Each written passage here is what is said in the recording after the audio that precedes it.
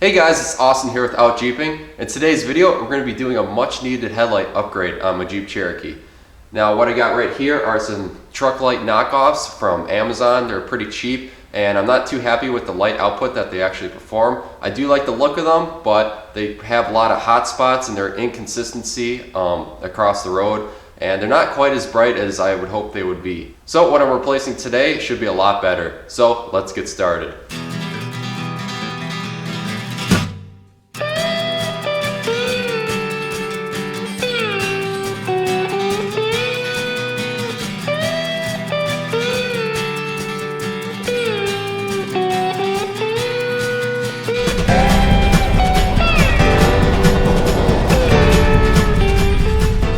Alright, so what I got right here is our new LED headlights. I got this from loyolight.com.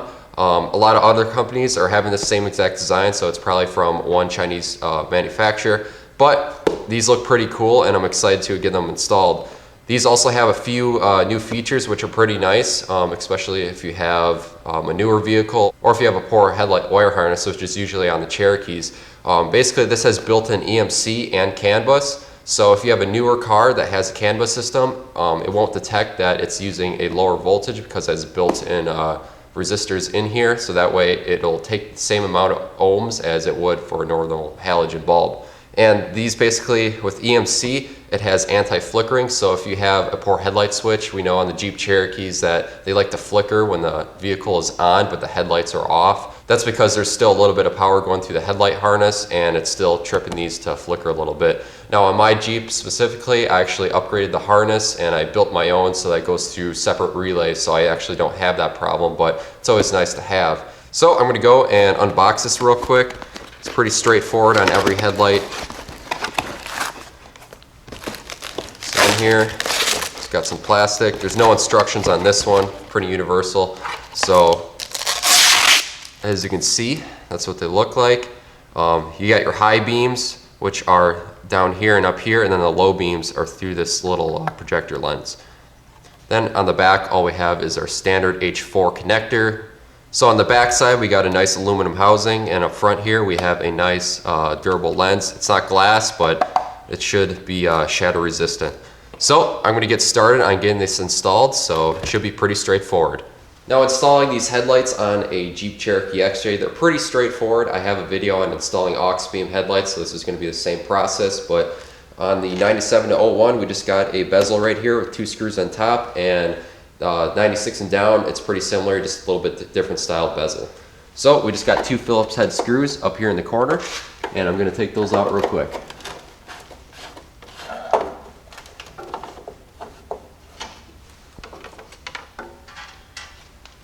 Alright, so once we have the bezel out, we got this chrome ring that goes around and holds the headlight in place, and we got 2 screws on top and 2 screws on the bottom. I know some Jeeps had Horks on them, mine have Phillips, so I'm going to go and take those out.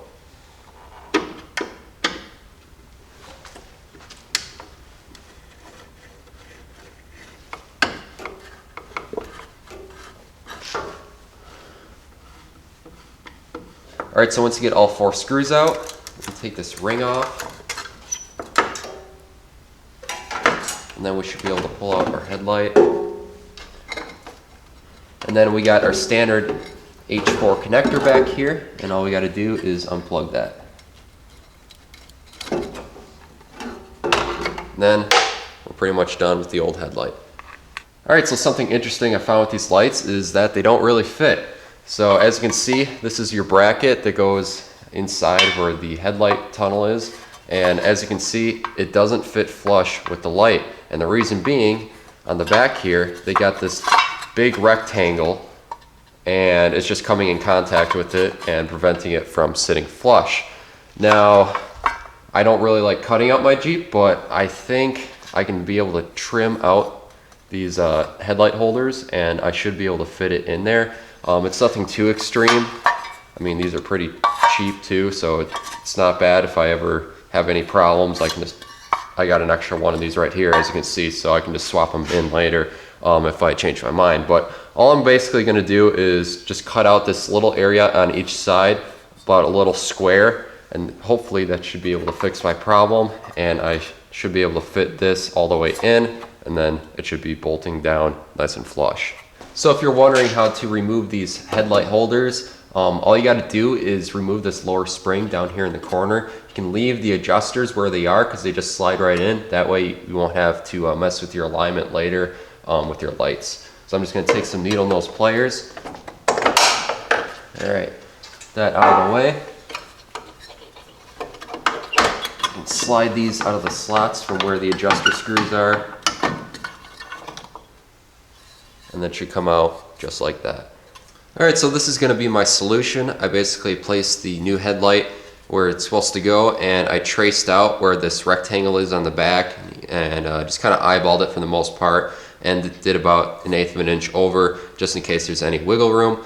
So I'm just gonna take an angle grinder and cut out this little section here. If you don't have an angle grinder, you can always use like tin snips because this is pretty thin, but I'm gonna do that, and hopefully it should fit.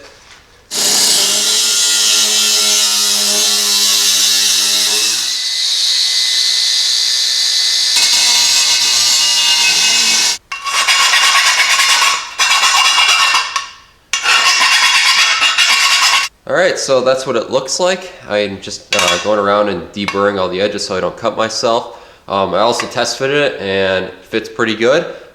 These actually don't need to be as big. You can probably go another 1/2 inch in and just cut out an inch section, about 1 3/4 inches wide on each side, and it should fit just fine. Now if you want to, you can also clean this up and hit it with some paint if you don't want it to rust, but it's pretty cold where I am, so it's never going to dry, so I'm just going to leave it how it is right now and finish installing the headlight. Alright, so now I'm going to reinstall this headlight housing. I also went on this old plug and try to remove all the grime and dirt that's in here, because if you do a lot of off-roading, you're going to have a lot of mud and stuff, and you don't want that in your connector at all. I'm going to put that back there for now and fish this back in here. Also went and cleaned this up because it's all muddy. So you want to slide these into the little grooves that are on the adjuster screws. Alright, so once you have that in there, you just got to fish the spring back into this little indent on the corner here. If you can't get it, you can always remove your turn signal. It's pretty simple. You just got 2 Phillips screws right here, and then you got your bulb sockets that just twist out. I'm going to try and do this without having to remove that. So I'm going to just remove my turn signal right here. That way I should be able to get that spring back on, because it's kind of tight in there and you can't get on the back side. So all you got is just these 2 Phillips screws holding it in place. And this pops out, and you can just put it to the side. You don't even need to take off the sockets.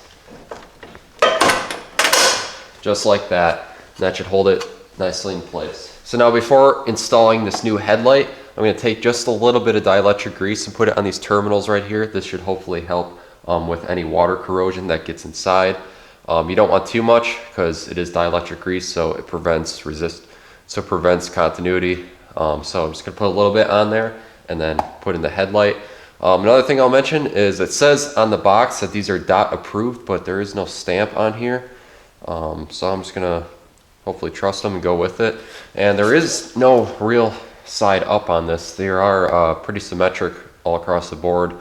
There's no symbols or anything on here, so they do have a little vent, and I'm going to actually point that vent towards the top because that's usually where moisture likes to rise. So I'm going to put that towards the top, and it should lay in there just like that.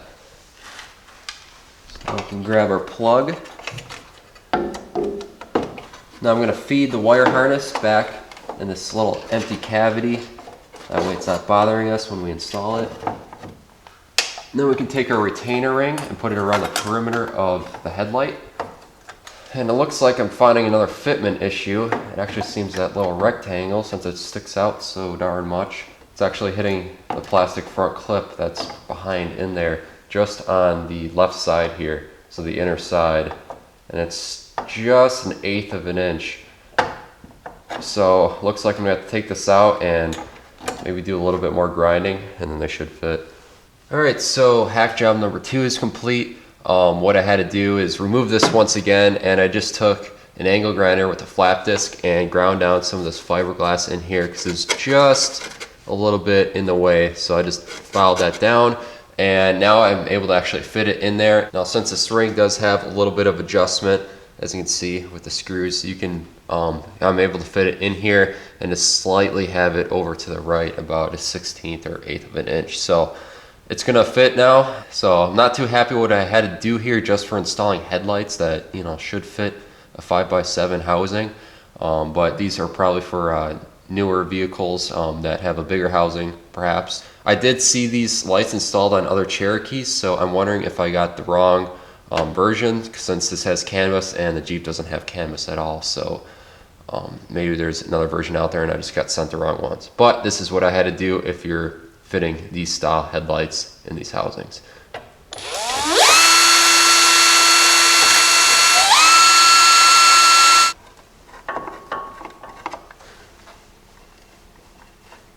Alright, so before I put everything else back on, we're going to go and test out the light and see if it works. That way we know our electrical connection is good, and that way we don't have to take it apart for any more reasons.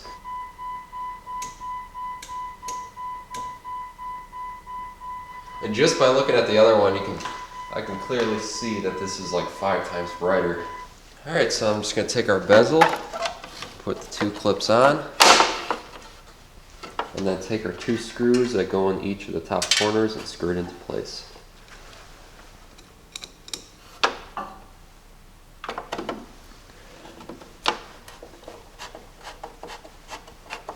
Alright, so I went ahead and got the other side installed. It's pretty much the same procedure as it was on the driver's side, just mirrored a little bit, but pretty much the same thing. Now that I know what to do, since the other side needed a little bit of cutting, I did the same thing over here and it took about an extra 10 minutes, which isn't a big deal, but you know, it's not as smooth install as I would have hoped.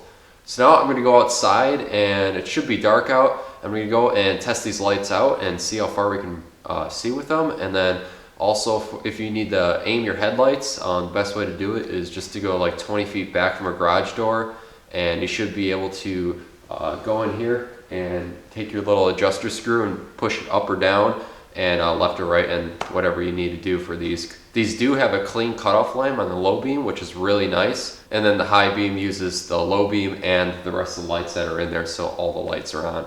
And it's pretty darn bright. Alright, so it is pretty dark right now. I have my headlights pointed at the garage door, and I'm just going to take a Torx screwdriver and I'm actually going to adjust my headlights so it has a clean cutoff line.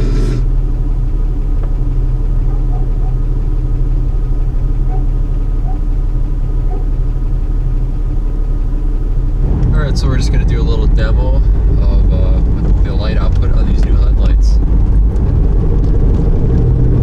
Right now I just have the low beams on. Those are high beams. So right now we have low beams, and then those are high beams.